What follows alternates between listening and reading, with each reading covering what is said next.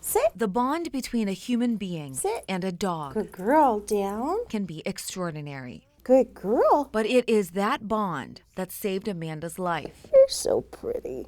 In college that I became, my last year, severely depressed and I was suicidal. Hidden inside was years of hurt, but the stress of school started to trigger. Memories, but also nightmares of being sexually abused as a kid, and I had buried it down, and I guess when I hit 21, it just, I feel like just all kind of came flying up or out. To the point where Amanda couldn't function due to post-traumatic stress disorder. I was scared all the time. Like, there'd be some days, gosh, the wind would blow my arm, and all of a sudden I'd start feeling like bile rising in my throat, and my teeth would start chattering, and I was like as if somebody was touching me. I mean, sometimes I would feel hands on my knees. To cope, Amanda started cutting.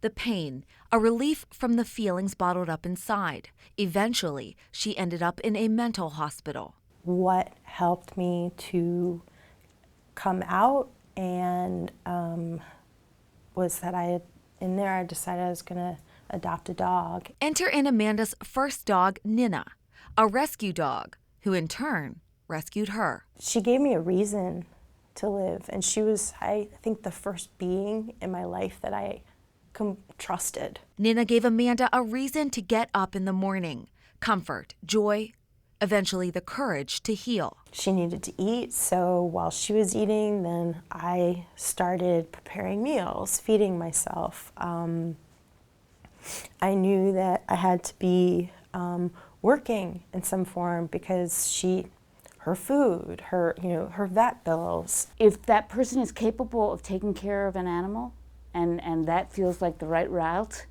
it can make a huge difference in someone's life. Jane Miller is a psychotherapist who specializes in psychiatric service dogs and helps clients like Amanda deal with debilitating psychiatric disorders. My book was published in 2010, which was right before people became aware of psychiatric service dogs. Miller says these dogs are different than therapy dogs because they work for one individual. Good girl. And are trained specific tasks to mitigate the effects of that patient's symptoms. We teach the dog when that person is starting to do those things to paw them, nudge them, or lead them to a different area so they're no longer triggered by their history, their trauma history. Amanda, now 40, has a new dog named Lola, who Miller trained to recognize negative behavior. She might be seeing me hugging myself, digging my nails into my arms, my teeth might be chattering,